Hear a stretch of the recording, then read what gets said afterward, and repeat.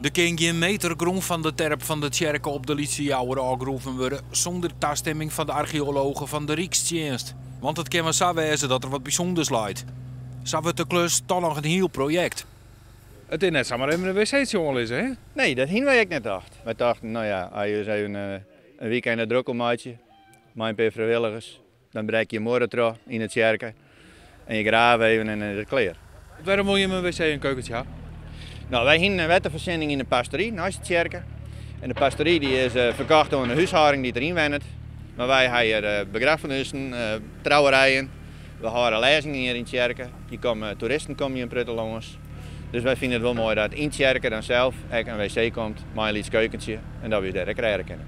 Intussen vindt de archeologen verschillende zaken, maar heel bijzonder is het net. Ik verzamel wat bouwmateriaal uit verschillende perioden, wat we tegenkomen bij het graven, maar verder heb ik nog niks gevonden op dit moment. En wat zou er hier gevonden kunnen worden? Bijvoorbeeld fundamenten van de middeleeuwse kerk, dus de voorganger van de huidige kerk. Want deze kerk die stamt uit eind 19e eeuw. En ze verwachten bijvoorbeeld uit de 13e eeuw nog een voorganger. Of er zou dan zelfs een houten voorganger uit een nog eerdere periode kunnen voorkomen.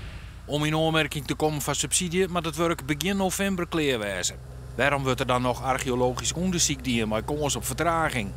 Is een beschermd rijksmonument, dus daar mogen ook alleen maar werkzaamheden plaatsvinden onder speciale vergunning. Dus voorzichtig laagje afgraven en dan met de metaaldetector en checken of er wat ligt. Het is van tevoren ook kort gesloten met de aannemer bijvoorbeeld, dus daar is rekening mee gehouden. Wij vinden het aan de ene kant nieuwsgierig, komt er wat uit.